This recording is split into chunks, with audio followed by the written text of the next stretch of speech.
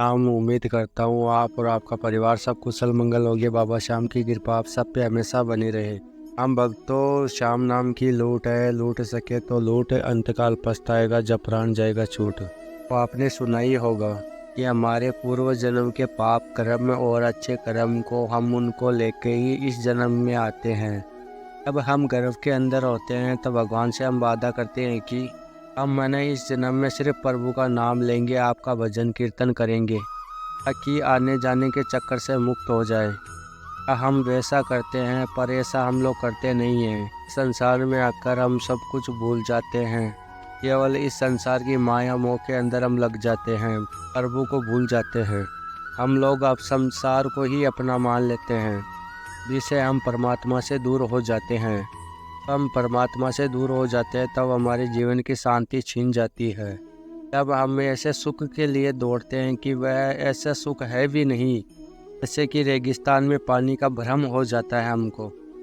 पानी के लिए दौड़ते रहते हैं फिर भी हमको पानी नहीं मिलता रेगिस्तान में। उसके बाद हमारी मृत्यु हो जाती है। से ये इस जीवन में हमारा यही हाल है। हम सुख की अनुभूति ढूंढते ढूंढते हमारी जीवन आयु कब ख़त्म हो जाती है हम लोगों को पता भी नहीं होता है। हम प्रभु का नाम जप नहीं करते हैं, प्रभु को भूल जाते हैं दुनिया की मोह माया के अंदर आके। हम आए थे प्रभु का नाम लेने के लिए, कीर्तन करने के लिए, और हम वो करते नहीं हैं। फिर हमारा समय कब समाप्त हो जाता है हम लोगों को पता भी नहीं रहता है। इस संसार के अंदर रह के संसार का काम और प्रभु का नाम लेते रहिए, तो इससे है ना मनुष्य का लोक और परलोक सब कुछ अच्छा होता है, का कल्याण हो जाएगा। प्रभु की तरफ देखते भी नहीं हैं और जब तक हम लोग सुखी रहते हैं तब तक देखते भी नहीं हैं, और दुख पड़ता है तब प्रभु को हम लोग दोष ठहराने लग जाते हैं कि इनकी वजह से ये सब कुछ हो रहा है, हमारे में प्रभु ऐसा क्यों कर रहे हैं, हमने क्या बुरा किया है, तो कुछ मनुष्य सोचने लग जाता है। लेकिन बाद में पछताने के अलावा हमारे पास में कुछ भी नहीं बचता है। अभी इस मनुष्य को अभी संशय छोड़कर बाबा श्याम की शरण में पहुंच जाए, भी हम लोगों को इस धरती पे आने का, वह श्याम की शरण में चले जाएं तो भी इस धरती पे आने का सब इस संशय खत्म हो जाएगा। बाबा श्याम शरण को ही अपना ले, तुम्हें बाबा की गोद में आकर ही विश्राम करने का आपका कल्याण होगा आपका। आज की जो सत्य कहानी सुनाने वाला हूँ वह यूपी के अन्नव जी की है, जबकि महिमा आपके समझ में आ जाएगी। तो इस सत्य कहानी को सुनने से पहले इस चैनल को सब्सक्राइब करिए, बेल आइकन दबाइए और वीडियो को लाइक करिए। बाबा श्याम का जयकारा लगाइए, बाबा श्याम के लिए इतना ज़रूर अवश्य करिए। भी आप भी सुन के नाम जप करने को विश्वास आपका हो जाएगा। इस सत्य कहानी को जानने के लिए इस वीडियो को अंत तक ज़रूर देखिए। नव जी ने बताया कि श्याम नाम के जप करते हैं उस पर भगवत कृपा अवश्य होकर ही रहती है। यह बात एकदम सत्य है। ये समय में लोग श्याम नाम के ऊपर विश्वास नहीं करते हैं। भी श्याम नाम जप करेगा उसके ऊपर प्रभु की कृपा होकर ही रहेगी। मैंने अपने ताऊ जी के साथ होते हुए देखा है। जब से मैंने श्याम नाम का जप शुरू किया है उससे ही मुझ पे भी खाटू वाले की कृपा हो गई है। मात्र 5-6 महीने के अंदर मेरे साथ ये हुआ कि जिसके बारे में मैं सोचा करता था मेरी हर एक मनोकामना पूरी की बाबा श्याम ने।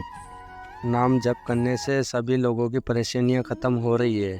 आज जीवन के अनुभवों को मैं सभी श्याम भक्तों के साथ शेयर कर रहा हूँ, जिससे लोगों का विश्वास नाम जप के ऊपर विश्वास बढ़ जाए। मेरा नाम अन्नव है, मैं यूपी का रहने वाला हूँ।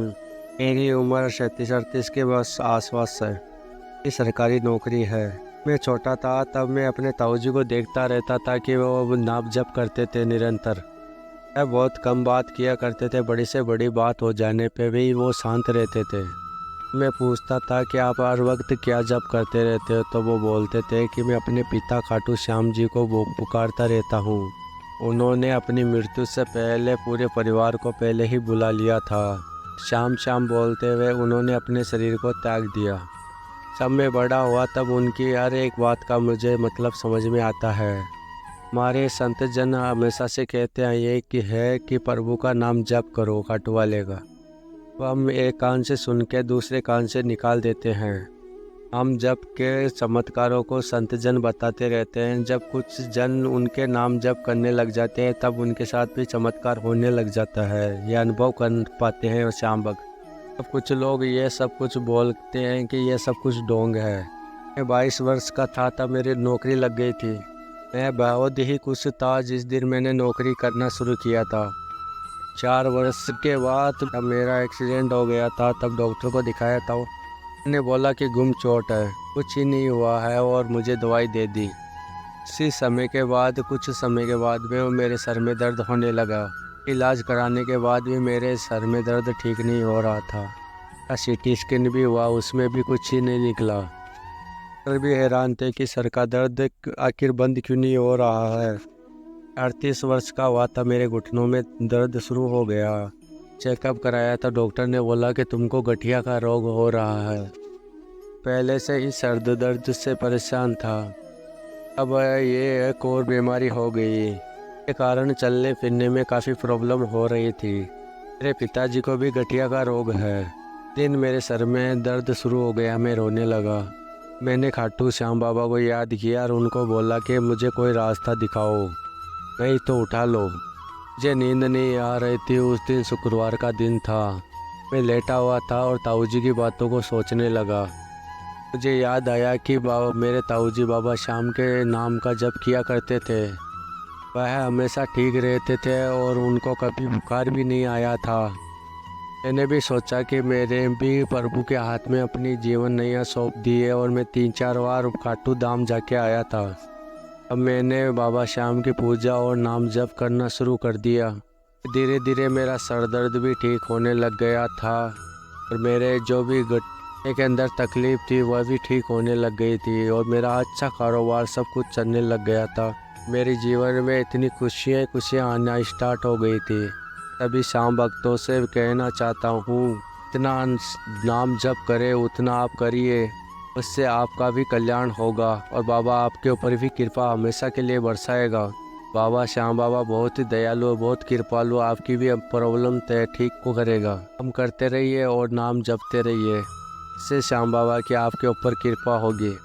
ये वीडियो अच्छी लगी है तो चैनल को सब्सक्राइब और वीडियो को लाइक अवश्य करिए। अब मिलते हैं अगली वीडियो में। तक के लिए इतना ही कहना कि सभी जीव मात्र से सभी से प्रेम करिए। चिड़ियों के लिए पानी वगैरह डालिए अवश्य, गर्मी का सीजन चल रहा है अभी, देखो रोटी वगैरह अवश्य डालिए जिससे कि बाबा श्याम की कृपा आप पे हमेशा के लिए बनी रहेगी। मिलते हैं अगली वीडियो में। जय श्री श्याम।